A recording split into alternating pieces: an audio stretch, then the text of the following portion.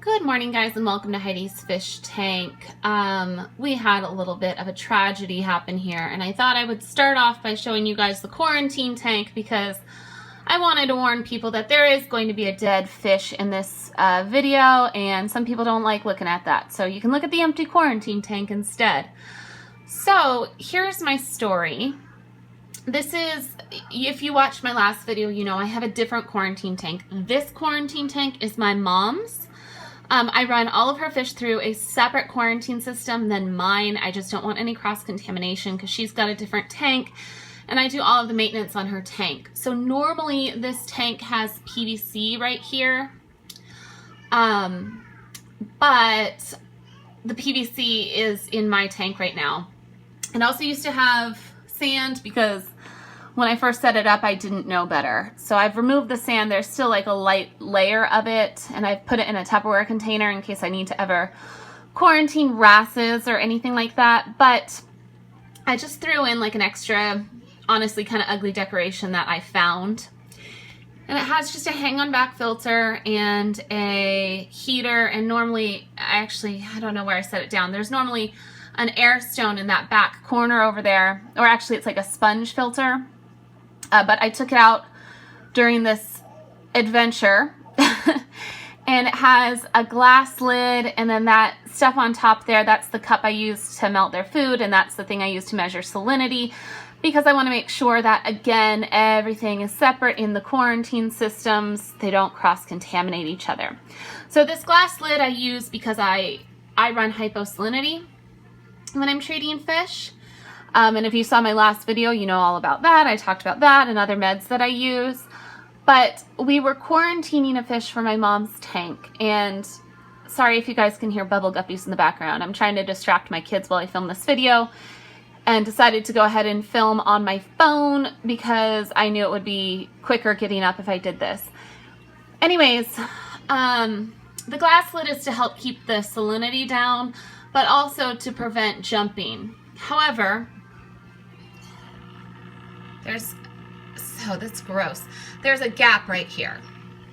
So I woke up this morning and I was quarantining, I think it's called a Darwin or black and white misbar clownfish.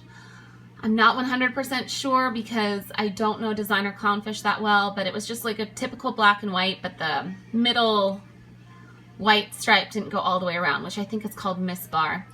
And I was quarantining it for my mom. She has a female in her tank, so we picked her up a male. And we've had it for 2 days. It was eating great yesterday. I saw it last night. I actually fed it pretty late last night. And then I woke up this morning and I could not find it. I looked under this thing. I looked inside the filter. I took out the sponge filter. I thought he was hiding under that, and he wasn't. So I couldn't figure out where he went. I moved the tank forward. He wasn't behind the tank. I was looking on the floor, and I thought, well, maybe the fish somehow jumped out, flopped onto the floor, and my dogs ate him. That's what I was thinking had happened. But then I realized there was a more logical explanation. This tank is in my kitchen, and if we go just a little over here, there he is. Dead fish chip in my sink. He was actually under a bunch of dishes. Sorry, my sink is kind of gross right now. I wanted to show you this video first. We didn't do dishes last night before we went to bed, so there were quite a few dishes in here, and he was hiding underneath them. So the moral of the story, guys, is that any fish can jump.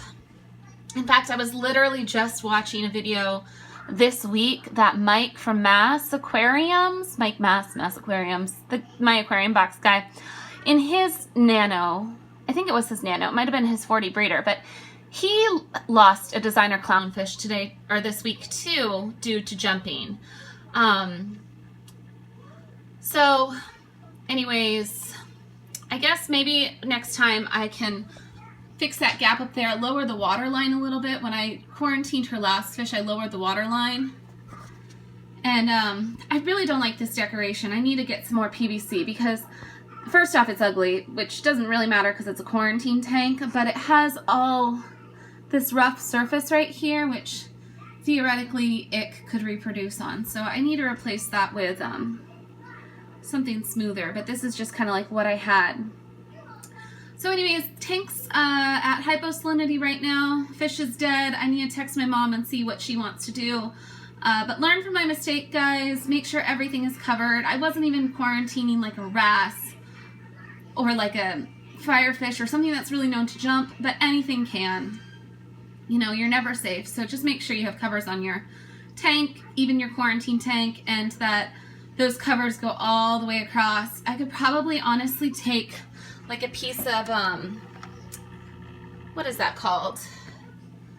Craft mesh, and put that right there to prevent this in the future. I just thought that little corner wouldn't be a huge deal, but it was. So, sad day. And I always feel worse.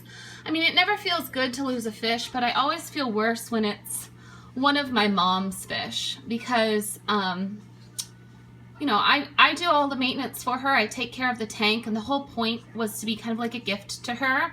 She does buy the fish, and she picks all of them, but let her, you know, enjoy the hobby, the fun parts, but not have a bunch of work to do. It was like really special, and so I just feel bad when I feel like I failed her, and it's just really bad timing too because she had a wrasse die yesterday as well. I think it was possibly cyanide. That's a topic for a whole separate video, but the wrasse is a redhead salon fairy wrasse. They're beautiful, but they only come from Indonesia. And Indonesia and the Philippines, despite what people say, do still cyanide capture fish, and I think that's what ultimately killed it. So it sucks to have 2 fish die within 2 days, you know, especially considering that wrasse had already gone through treatment and Metroplex and hyposalinity and all that, been in her tank for a while, and then lose her new clownfish like the next day. So we'll see what she wants to do, if she wants to go back. The nice thing about clownfish is that they're pretty readily accessible, captive bred, that kind of thing. And at least it wasn't like an extremely expensive designer clown, but the designer clowns aren't cheap. I think she paid 24 bucks for it, which is not terrible for saltwater, but it's a lot for a clownfish. So I do feel bad. We'll see what she says. And now I gotta clean fish out of my sink and actually do my dishes and be an adult and all that stuff. So don't do what I did. That's the moral of the story.